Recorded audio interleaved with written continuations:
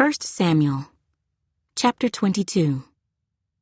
David therefore departed from there, and escaped to the cave of Adullam. So when his brothers and all his father's house heard it, they went down there to him. And everyone who was in distress, everyone who was in debt, and everyone who was discontented gathered to him. So he became captain over them, and there were about 400 men with him.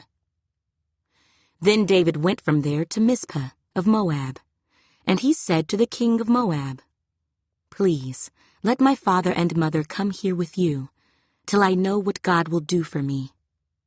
So he brought them before the king of Moab, and they dwelt with him all the time that David was in the stronghold. Now the prophet Gad said to David, "Do not stay in the stronghold. Depart, and go to the land of Judah." So David departed and went into the forest of Hereth. When Saul heard that David and the men who were with him had been discovered, now Saul was staying in Gibeah under a tamarisk tree in Ramah, with his spear in his hand and all his servants standing about him. Then Saul said to his servants who stood about him, "Hear now, you Benjamites. Will the son of Jesse give every one of you fields and vineyards, and make you all captains of thousands and captains of hundreds? All of you have conspired against me, and there is no one who reveals to me that my son has made a covenant with the son of Jesse. And there is not one of you who is sorry for me, or reveals to me that my son has stirred up my servant against me to lie in wait, as it is this day." Then answered Doeg, the Edomite, who was set over the servants of Saul, and said, "I saw the son of Jesse going to Nob, to Ahimelech, the son of Ahitub, and he inquired of the Lord for him, gave him provisions, and gave him the sword of Goliath the Philistine." So the king sent to call Ahimelech the priest, the son of Ahitub, and all his father's house, the priests who were in Nob.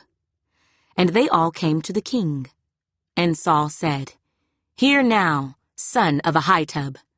He answered, "Here I am, my lord."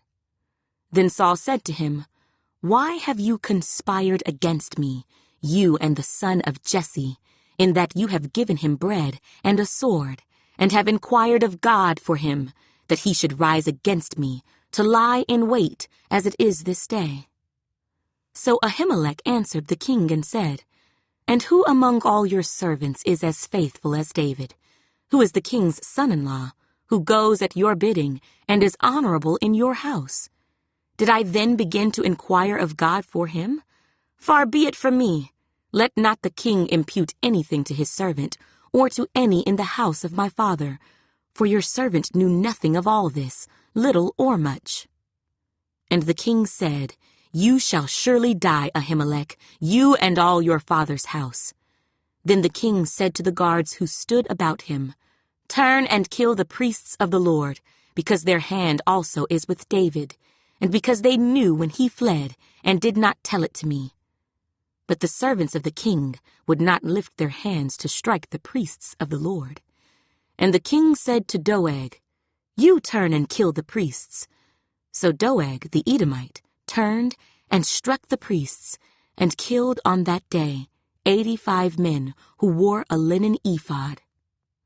Also Nob, the city of the priests, he struck with the edge of the sword, both men and women, children and nursing infants, oxen and donkeys and sheep, with the edge of the sword. Now one of the sons of Ahimelech, the son of Ahitub, named Abiathar, escaped and fled after David. And Abiathar told David that Saul had killed the Lord's priests. So David said to Abiathar, "I knew that day, when Doeg the Edomite was there, that he would surely tell Saul. I have caused the death of all the persons of your father's house. Stay with me, do not fear, for he who seeks my life seeks your life, but with me